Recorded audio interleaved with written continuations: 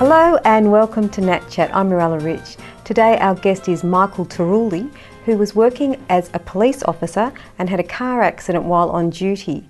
He sustained spinal injuries and various other terrible injuries that have affected him today, but he's actually walking with crutches, so he's getting better over the process of quite a few years, and he's just here sharing us his story. Welcome back to the program, Michael. Yeah, thanks. And there was a point, like when you had your injury, if we can give a brief introduction to your injury, even though we did it last week, but just for the new viewers. Look, I sustained horrific injuries, internal hemorrhaging, a shattered pelvis, crushed lower lumbar vertebrae. They're predominantly the main injuries I sustained. Yeah. And this was why you were working on duty in the police car as well? Yeah, we were going to an emergency call out. Right. And were you in a wheelchair at any point? Oh yeah, I was, yeah. It's immediately after discharge from hospital. I was in a wheelchair, probably for the length of about 8 to 10 years. Right. And then how did you slowly get from the wheelchair to start walking? Can you just take us through some of those steps? It's good for other people who are actually in the spinal unit now that might want to get some hope, or anyone who needs hope for this kind of thing, or anything. Well, it was a gradual process. It didn't happen within 1 year or so. I would say probably in the year 8 of being in the wheelchair, I started steadily after building my muscles at gym and still being in the chair. Was then encouraged by the physiotherapist to stand up with the aid of calipers and crutches. Yeah. And so it was a gradual transition from the wheelchair to crutches and standing and walking and probably limiting my time standing up and walking around with the calipers. Right. Whilst you're in the calipers, did you have any movement in your legs at that time at all? Look, my left leg was very weak. I'd strengthened my right leg. My left leg wasn't as strong as my right leg. And that's why the left leg had to have the caliper, and I needed crutches to really stabilise my balance and walking. Okay, so then you took the caliper off the right leg and just kept it on one of the legs? Yeah, predominantly, but I can only recall the right leg having the caliper or a splint for very limited time. It wasn't that. Oh, okay. Yeah, because the right leg did gain a lot of strength quicker. It came on quicker than it did the left. So once you progressed to the stage where you were wearing the caliper on the left leg and the splint on the right leg, did you get rid of the wheelchairs and just walk with them from that time on? No, I still relied on the wheelchair. I advocate that when you go and transition, you do it very slowly until you feel very confident that your legs are going to carry you when you're walking and you've got enough strength. So I actually relied on the wheelchair just to allow myself or my legs to rest as needed, because otherwise I wouldn't be able to walk around as much as I would have wanted to or get around. Okay. And then when you were training in the gym, we were talking off camera about how much time you spent on each exercise, say for example the abductors, the hamstrings. Can you just walk us through that now, just for those who would need to start doing those exercises and hopefully can Sure. I wouldn't advise people to go straight into doing the exercises without proper preparation. And when I talk about proper preparation, I'm talking about keeping your mind active, connected with your muscles in your legs. It's almost like you're talking to your muscles in your legs, getting them ready for the impending workload in the gym.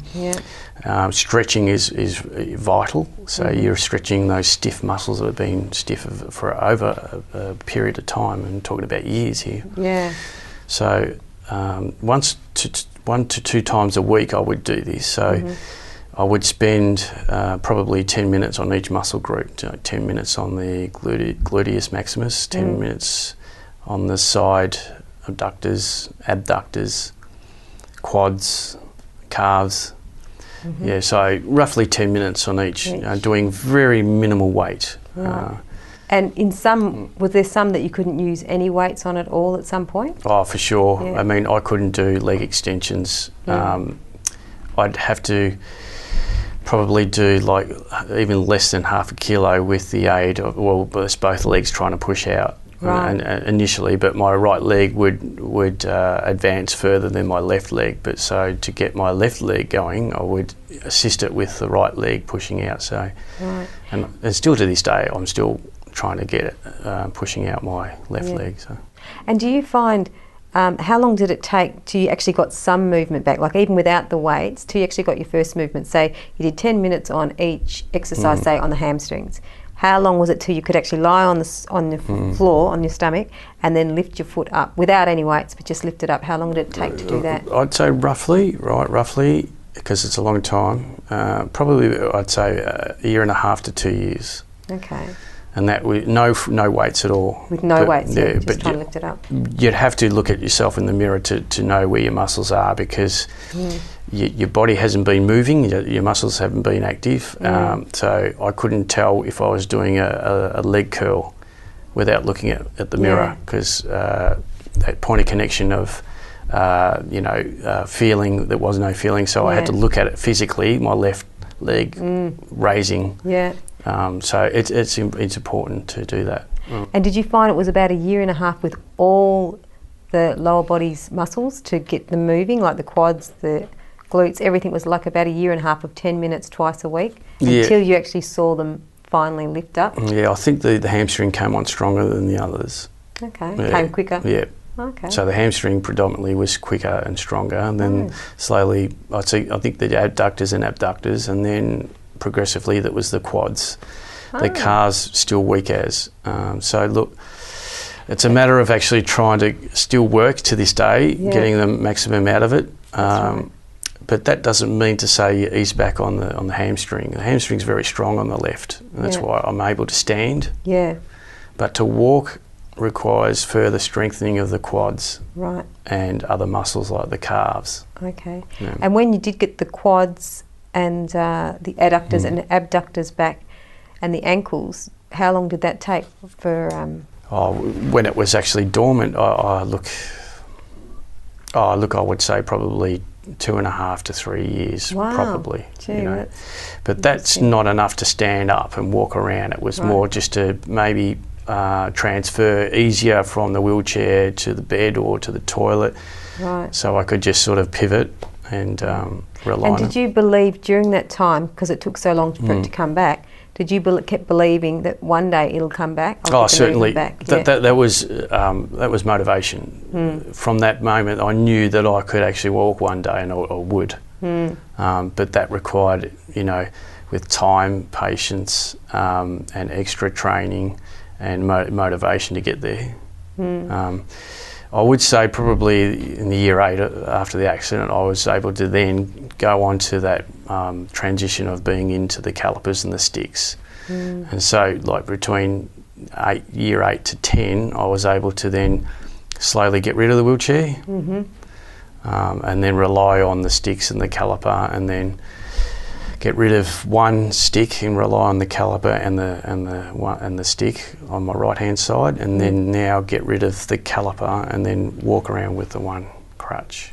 And were you doing this all under supervision with the physiotherapist? Definitely. Yeah, with a physio, and that's paramount. All right, well, we have to go to a break now. You're watching Nat Chat. Stay with us. We'll be back with more very shortly.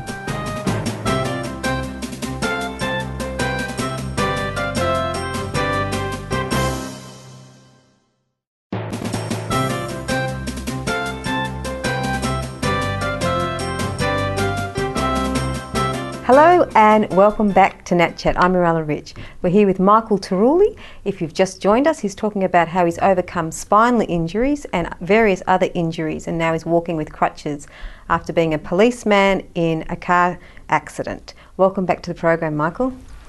Thanks. Now, before the break, you were saying, I said to you, because it took quite a long time. You were in the wheelchair for 8 years, and then you started walking, but you started to get some movement a little bit. Perhaps was it after 6 years, or was it 3 years? You got something? I would say probably after about 2 years. That started getting feeling back, but it was very minute, and the muscles were flickering. And I guess progressively, you would probably I would go to the gym and try to push the legs, but it was very minimal weight. I couldn't do much, but I think that sort of gave me some encouragement and hope to keep going with it. And then probably by year, I'd say 8, that I was able to get up on my feet with the calipers and the sticks. Right. Gee. And through that whole time, did you just keep believing that you will walk one day, this will happen eventually, I won't be in the wheelchair or I won't be on the calipers? Always remain positive. Yeah. Always. And I kept that to myself. I didn't tell too many people. Yeah. Because I just felt like, that had diminished my power.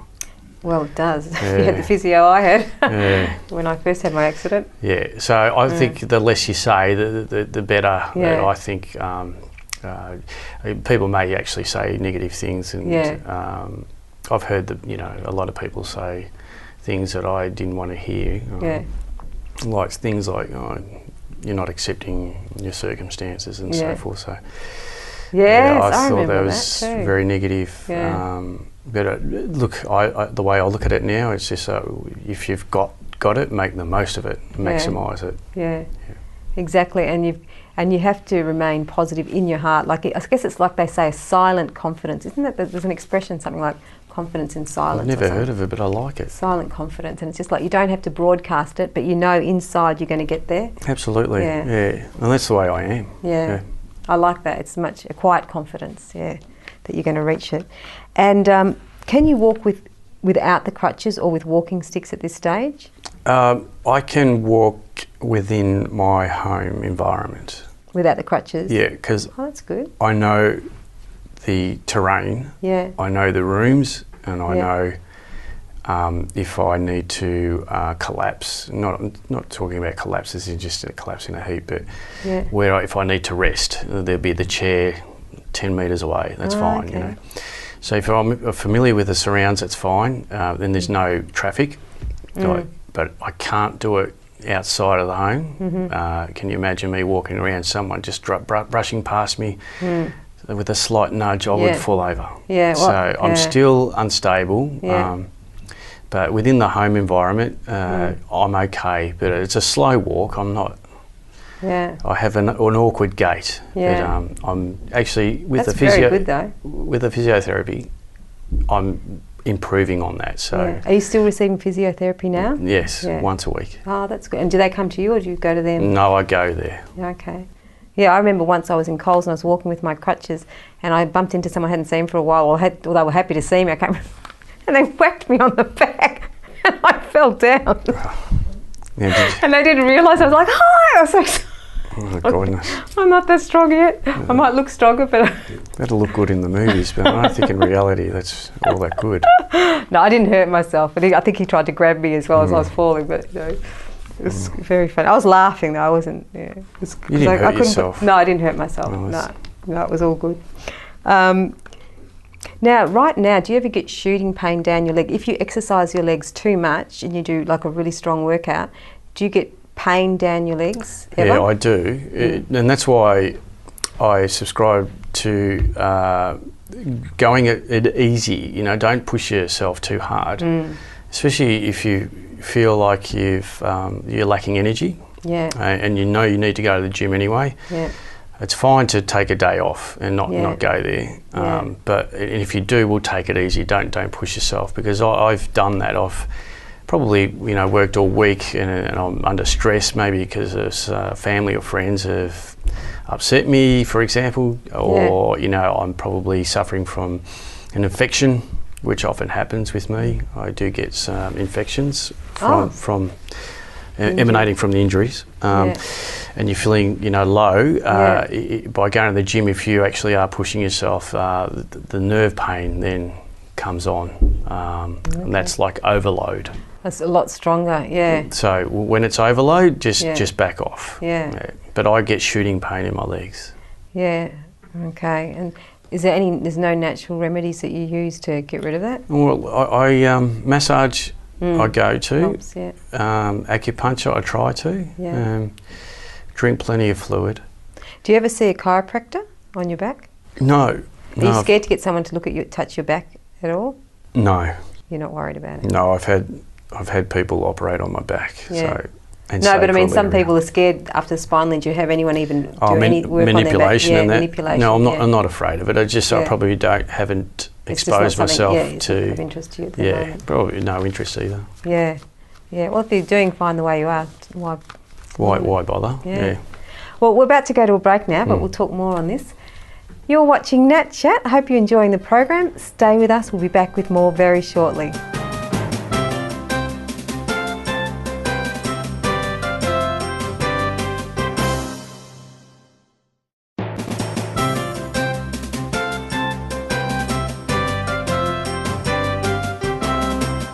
Hello, I'm Mirella Rich and welcome back to Nat Chat. If you've just joined us, we're here with Michael Tarulli and he's talking about the spinal injury and other injuries he's sustained while being a policeman on duty in the car.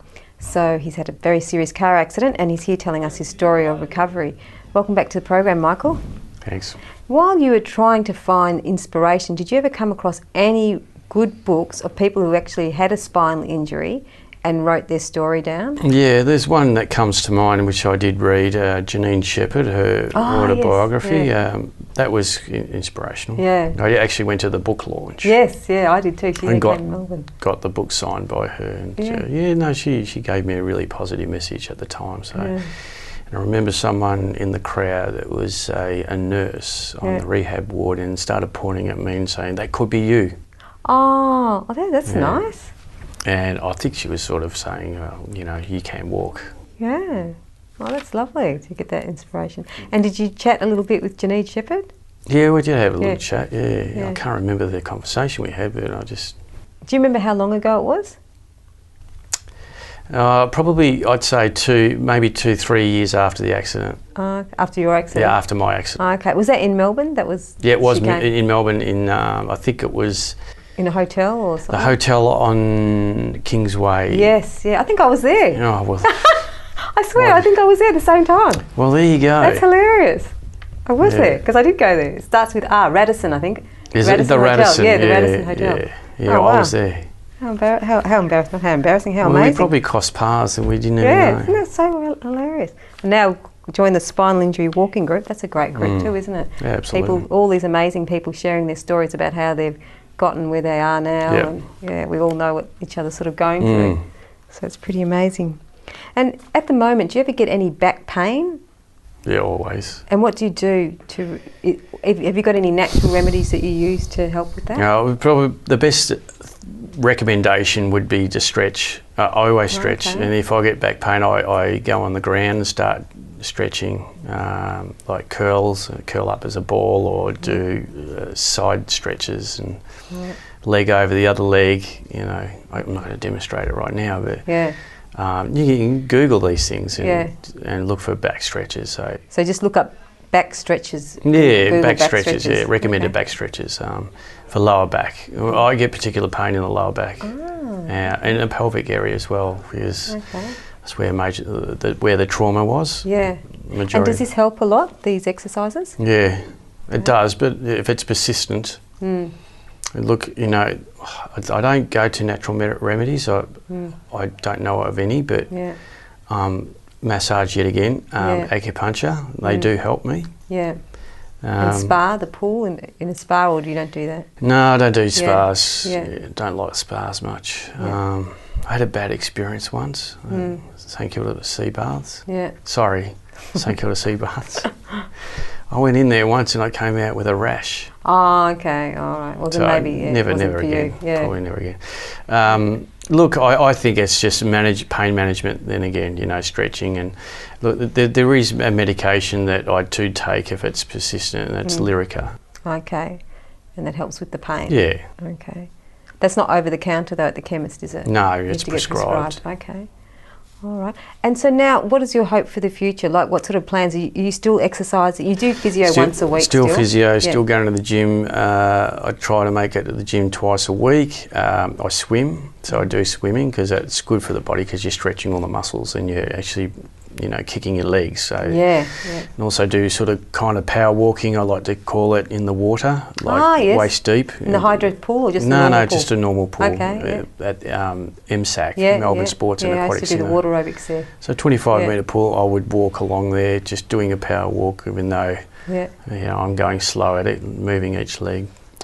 But we were going on about miracles. Yeah. Yes. And I'd that's just the like question to, we're talking about, off the air, and I want to tell Yes. people that if you got to work on your miracles, it doesn't happen overnight, you know. Exactly. Have you So- made a miracle? The question was, have you made a miracle work on you? Because sometimes we pray for a miracle for us, but we also have to work on miracles on ourselves. Absolutely. Are we working on miracles? So are you working? Have you worked on a miracle in yourself? Have you seen a miracle in yourself? Well, absolutely, and Yeah. I'm testament of that. I'm walking, so but I had to work on it. Yeah. So in effect, the way I interpret it, that's my miracle. Yeah. People are praying and praying for miracles, but are they working on miracles on themselves?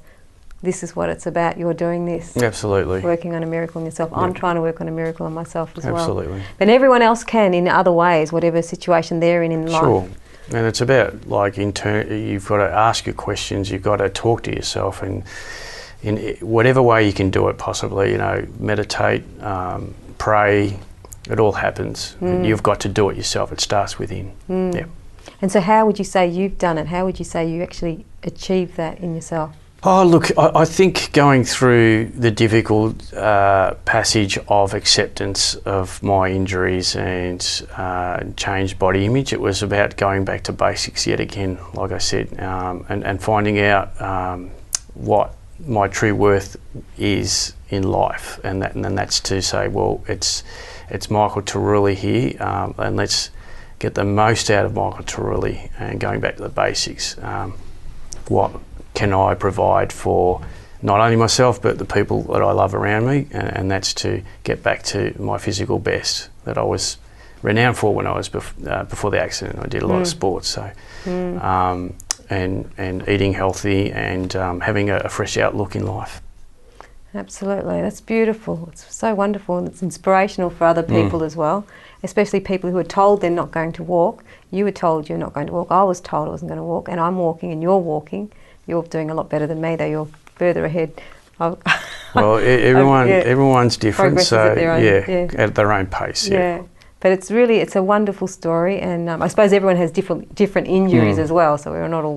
We weren't all in the same accident. Correct. In the same injury. Yeah. But it depends on the person's injury or disability. I mean, they can see like a small improvement as a major gain, you know, in whatever field. So yeah, you don't have to be an Olympic athlete to prove yourself. Yeah.